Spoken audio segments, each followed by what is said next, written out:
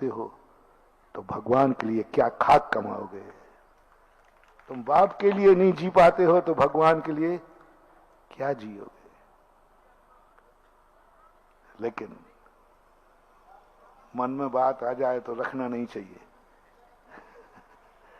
एक कहावत है, मार्केट ना हो तो भी मार्केट में एक आध घंटे को दुकान, शायद कोई ग्राहक। हम तो बहुत बार हुआ, लोग कहते महाराज जी आप यहां ये माल बिकने वाला नहीं है, लेकिन मेरा मन करता है कि एक बार आवाज तो लगाऊं। और जब जब मैंने आवाज लगाई, वो मार्केट नहीं था, बिल्कुल भी नहीं था, लेकिन माल पूरा झड़ करके बिक गया। जैसे कल कहा था ना, कटनी का बिल्कुल मार्केट उठी हुई हाट थी, सब ग्राहक जा चुके थे, हाट उठ चुकी थी, फिर भी अंत में आवाज लगाई कि एक माल और है, झड़ के बिक गई 24 ही।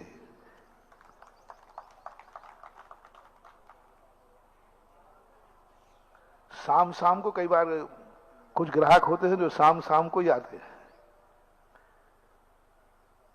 ऐसे ही होता है, आवाज हमारा लगाना काम होता है। हम जानते हैं तुम लोग मन नहीं बनाओगे, लेकिन हमें भी अपनी आवाज पर विश्वास है, क्योंकि दिल से निकली हुई आवाज किसी ना किसी के दिल को पलट देती है।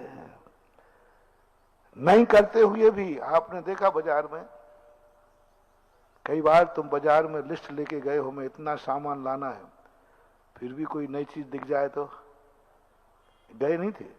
सब्जी पे भी होता है। इनको कभी पुरुष लोग इनको मार कर ले ही नहीं जाते। घर से कुछ नहीं चाहने, हमें तो कुछ नहीं चाहने, आप तो मार्केट ले चलो।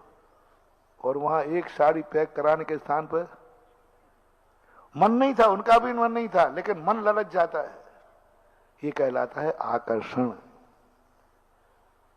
यही मैं सोचता हूं कि जिस दिन धर्म करने में तुम जाओ, कोई मन नहीं था, दर्शन करने आए थे, महापुरुषन सुनने आए थे, और वहां बोली बोल रही थी, बोली ले ली अनायास, मन ललच गया।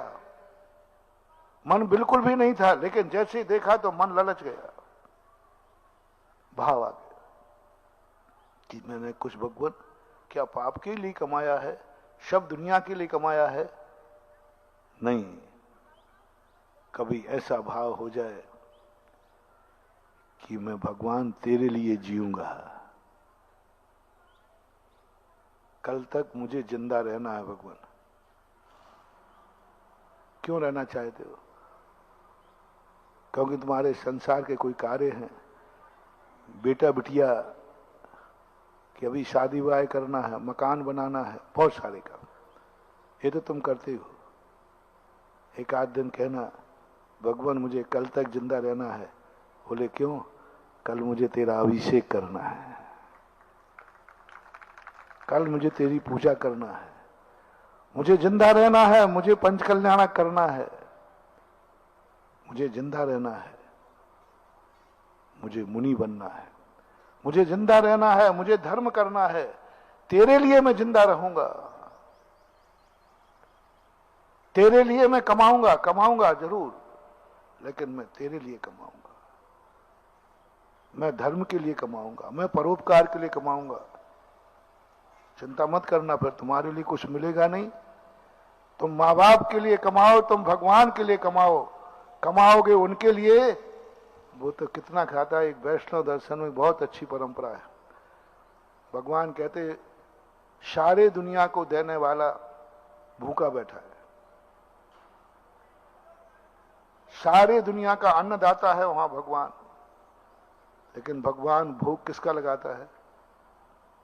सारे दुनिया का अन्नदाता है, सारे दुनिया को देने वाला है, करता धरता है, लेकिन जब स्वयं खाने की बात आती तो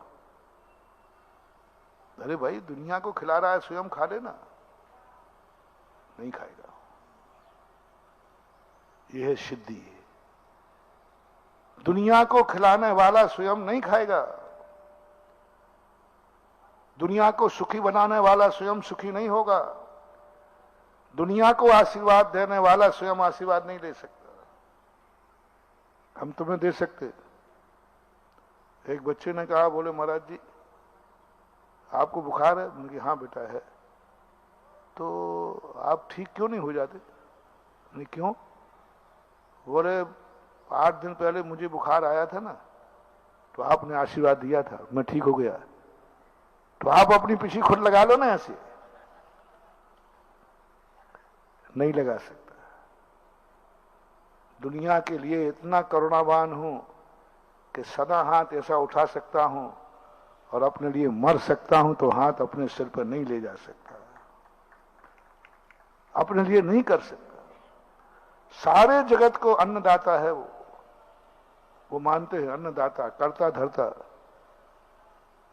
लेकिन स्वयं के लिए खाने की बात आई, भूखा बैठा है। पहले भंडारे ऐसे ही होते थे। एक व्यक्ति नहा धो करके बिना खाए पिए भंडारे में जाता था, वहां से सामान निकालता था, और जब सब खा चुकते थे वो उस पर से एक दाना भी नहीं खाता था। फिर सब लोग मिलकर के उसको बैठाल के, ऐसे ही ये भोग की परंपरा चली। मैंने इस पर बहुत शोध किया। मैंने कि ये क्या मतलब है? भगवान को भोग, जो सारे जगत को देने वाला है, सारे जगत को खिलाने वाला है, और जब स्वयं की बारी आई तो भूखा बैठ गया। भक्त दे देगा तो भोग लगा लेंगे। अरे भक्त के बाद सब तुम्हारा दिया ही हुआ है। बोले नहीं, मैंने तो उसके नाम दिया है, फिर वो अपने नाम का मुझे देवे तो फिर भोग है। मैंने तो उसको दे दिया है, अब उसका हो गया, वो अपना नाम दे करके मुझे देवे। ले जाते हैं प्रसाद। अब सब प्रसाद महाराज भगवान को चढ़ाएं तो हम क्या खाएंगे? चिंता मत कर, प्रसाद में भगवान क्या खाते हैं? भोग कितना लगता है? नारियल की कील। वो कील तुम्हारे खाने काम नहीं आना है, तो भगवान कहते ये मुझे दे दे। और पूरा नारियल कहां वापस हो गया? लेकिन चढ़ाने के पहले खाओगे तो नारियल खाओगे, और चढ़ाने के बाद खाओगे तो प्रसाद खाओगे। बस इतना सा अंतर है। दान देने के बाद भोगोगे तो प्रसाद है, और दान देने के पहले भोगोगे तो वो सीख है, नारियल है, खाते रहो खाते रहो। नारियल है, खाना है, तुम खाते रहो।